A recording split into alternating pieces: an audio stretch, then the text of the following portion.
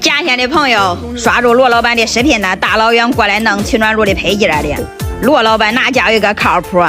配件给配的规规矩矩的，得得劲劲的，写上编号，找好劲儿。回家只要准备一个煤气罐、2米的三角铁，做炉头1米的钢筋，做炉条，敲敲打打，一个温暖盆的取暖炉呀，就能组装完成。这取暖炉省钱还暖和，比空调还划算。需要取暖炉配件的，请找罗老板了，暖暖和和过冬，不再动手动脚啊。